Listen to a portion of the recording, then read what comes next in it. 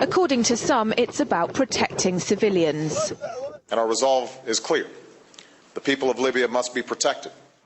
Others say it's about oil. The only reason they're interested with Libya is about the oil. You think we'd be in Iraq if the major export there was broccoli?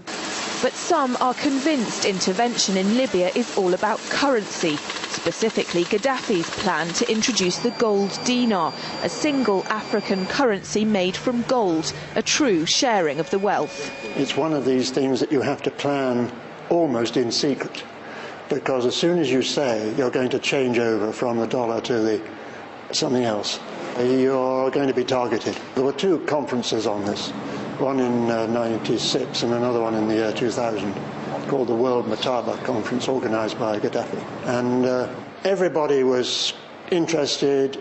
I think most countries in Africa were keen. Gaddafi didn't give up. In the months leading up to the military intervention, he called on African and Muslim nations to join together to create this new currency that would rival the dollar and euro.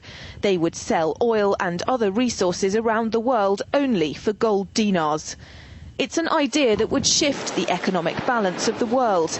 Countries' wealth would depend on how much gold they have, not how many dollars they trade. And Libya has 144 tons of gold.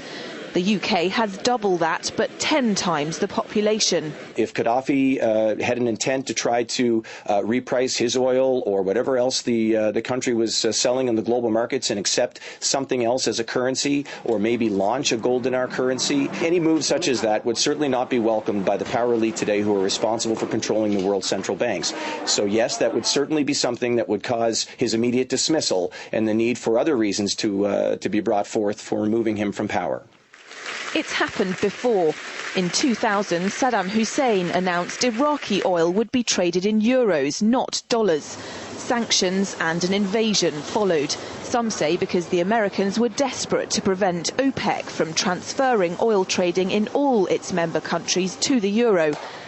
A gold dinar would have had serious consequences for the world financial system, but may also have empowered the people of Africa, something black activists say the US wants to avoid at all costs.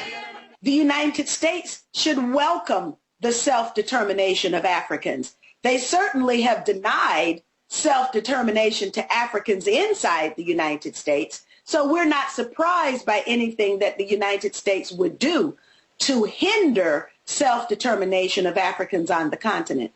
The UK's gold is kept here in a secure vault somewhere in the depths of the Bank of England. As in most developed countries, there's not enough to go around. But that's not the case in places like Libya and many of the Gulf states. A gold dinar would have given oil-rich African and Middle Eastern countries the power to turn around to their energy-hungry customers and say, sorry, the price has gone up and we want gold. Some say the US and its NATO allies literally couldn't afford to let that happen. Laura Emmett, RT.